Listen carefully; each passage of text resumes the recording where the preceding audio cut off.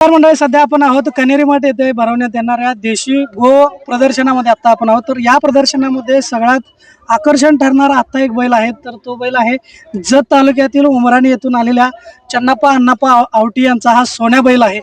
तर संपूर्ण माहिती आता आपण घेतोय। दिसायला खूप सुंदर असा बैल आहे, बांधा एक नंबर आहे, शानदार अशी शिंग देखील आपल्याला इथं पाहायला मिळतात। बघूयात या ब्रीड बद्दल, या पशुबद्दल परिपूर्ण माहिती। दादा काय सांगाल, तुमचा परिचय द्या। नमस्कार, माझं नाव विद्यानंद दावटे, राहणार उमराणी, तालुक्याचा जिल्हा सांगली। अच्छा हा सोन्या बैल, तो सरदार, अच्छा हे दोन्ही बैल घेऊन मी कन्हेरी मठला आलोय। अच्छा कारण इथले मठाचे जे नियोजन केलेले आहे आज खिलार प्रदर्शनाबद्दल, तर एवढं चांगलं नियोजन केलंय। खिलार गोवंश वाढण्यासाठी खूप मोठा प्रयत्न आहे यांचा। त्यासाठी प्रत्येक शेतकरी पण त्यांना प्रतिसाद द्यायला पाहिजे।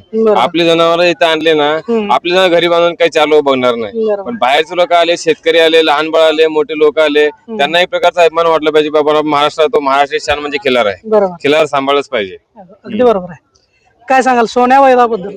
सोन्याबद्दल जेवढं सांगितलं जातं तेवढं कमीच आहे। सोन्यामुळे माझं आयुष्य पूर्ण वर आलेलं आहे। वाह, सोन्यानं तुम्हाला सांगतो, मी घेताना फक्त 68,000ला घेतला होता बैल। 68,000 ला घेतला? खटकाला गेला होता बैल। मग तिथून घेऊन 3 वर्ष झालं। बर 3 वर्षामध्ये सोन्यानं 2600 गाई रेतन केलेले, अरे वा, जवळपास 70 ते 75 लाख रुपये यानं कमवून दिलेलं आहे 2-2.5 वर्षामध्ये। आणि एवढं मोठं जर नाव केलं ना, ते मी आयुष्यभर किती कुणाच्या चाकर केलं तरी एवढं मोठं नाव झालं नसतं माझं। बरोबर, पण या वाघानं 3 वर्षामध्ये पूर्ण कर्नाटक महाराष्ट्र नाव केलं आमचं। माझं नाव फक्त नाही, महाराष्ट्रात पूर्ण महाराष्ट्रातल्या उमराणी गाव कुठे लोकांना माहित सुद्धा नव्हतं। किती लोक, खूप जवळ 400 किलोमीटर गावी येऊन आमच्या गावी येऊन गेले, फक्त सोन्यामुळे। सोन्यामुळे म्हणजे काटकाकडे गेलेली गाय बैल तुम्ही आणला, परत सांभाळला आणि आज एवढं मोठं नाव केलं। अच्छा, शरीर यष्टी बद्दल, बांधाबद्दल काय सांगा? शरीर म्हणजे ह्याच्यासारखं फिटनेस वाला बैल माझ्या घरात पण तयार होणार नाही।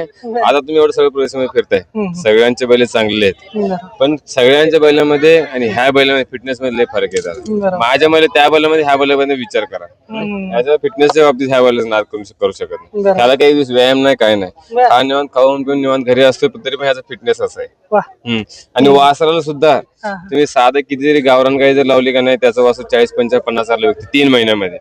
जर आता तुम्हाला सांगतो, इथे जवळपास 10 ते 12 वाजता सोन्याचे आले प्रदर्शनामध्ये। प्रदर्शन चालू, प्रदर्शनामध्ये पण काल सोन्याची कालवड आहेत, तुम्ही प्रत्यक्ष बघू शकता।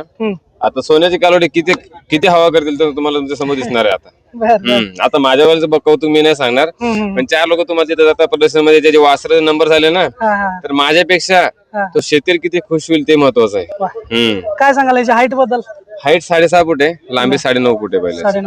आणि भारतातला सगळ्यात मोठा बैल म्हणून 11 वेळा अवॉर्ड मिळालेला, 11 वेळा अवॉर्ड मिळालेला आहे। बर, सध्या सांभाळता कसं, याला खुराक काय असतो? खुराक शेंगपेन, मका, सातू, आणि परत जे आता सध्या आधी जनावर चरायला जायचे, मग त्यावेळेस जे पोषक घटक आहे ते भेटायचं, पण आता घरी बांधून असल्यामुळे त्यांना थोडस शेतकऱ्यांना पण थोडस सहकार्य करून नाही का, आपल्या जनावरांना पण मिनरल मिक्सर द्यायला पाहिजे। त्यासाठी आम्ही थोडं मिनरल मिक्सर वापरतो, जे रेग्युलर थोडंफार, म्हणजे आम्ही काही जास्त असं मोठं सांगत नाही, आपल्याकडे जेवढं शक्य आहे तेवढं आम्ही सांभाळतो। वरचं दूध सप्लिमेंट वगैरे दूध वगैरे काय वापरत नाही, दूध वगैरे कधी वापरलेलं पण नाही। केळी मात्र त्याला लागतात, रोज 1 डझन 1.5 गाडीला झुकताय? नाही बिलकुल शपथ सांगतो, आज पण ह्याच्या खांद्यावर 1 किलो वजन ठेवलं नाही मी, तो खाऊन पण असंच माझ्या घरी राहणार आहे। तुमचं आणि बैलाचं नातं जर एका वाक्यात सांगायचं तर काय सांगाल? मी अशी राहू शकत नाही, त्याला राहू शकत नाही, उगाच ते बोलून फायदा नाही। आता त्याच्या वाढदिवस केलं होतं मी, त्याचा वाढदिवस केलं होतं, आयुष्यभर लक्षात राहून गोंधून घेतलं मी त्याचा फोटो। शेवटचं म्हणजे ह्याच्या पुढे मी काही बोलू शकत नाही। तर शेतकरी बंधूंनो, अंगावर ते काटा उभा राहतो, अतिशय देखणा बैल आहे। सांभाळतात कसं, सांभाळताना अक्षरशः आता ते बैलाशिवाय राहू शकत नाहीत, हे ऐकल्यानंतर सुद्धा अनेकांच्या अंगावर ते काटा उभा राहतो। अशा पद्धतीचाच हा बैल इथं आपल्याला पाहायला मिळतोय। दादा, खरं तर हा प्रश्न विचारू नये, ह्याला खूप चांगली जर मागणी आली, खूप चांगले पैसे देतो म्हणला तर तुम्ही बैल द्याल का? नाही, नाहीच कधी? तुम्हाला सांगा का, निम्मा महाराष्ट्र देतो मला तरी बैल देत नाही। शेवटचं श्वास माझ्या घरी घेणार आहे।